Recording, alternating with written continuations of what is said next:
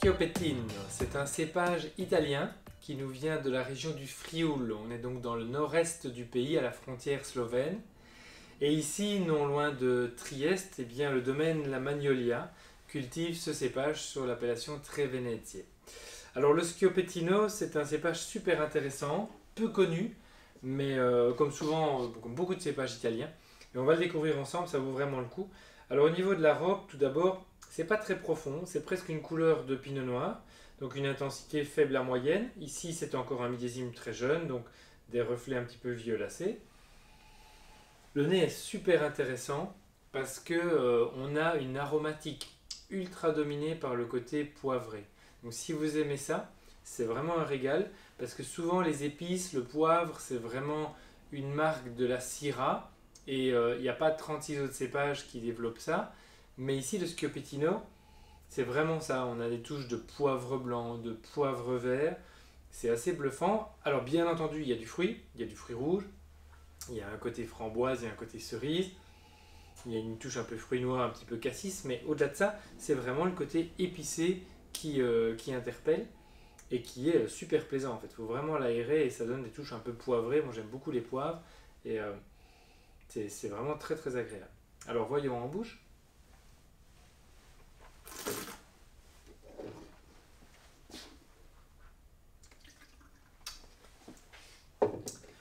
La Magnolia, c'est faire des vins rouges très ronds, très juteux et très faciles d'approche dès les premières années. Donc même si c'est un millésime récent, n'ayez de crainte, allez-y. La texture est déjà très ronde, très immédiate, très souple, très fondue. On n'a aucun tanin qui sont un petit peu durs ou autres, c'est vraiment très juteux, très plaisant dès à présent. Et puis surtout ce côté fruité, goulayant et cette touche d'épices et de poivre qui vient, qui revient en fin de bouche, lui donne vraiment beaucoup d'intérêt.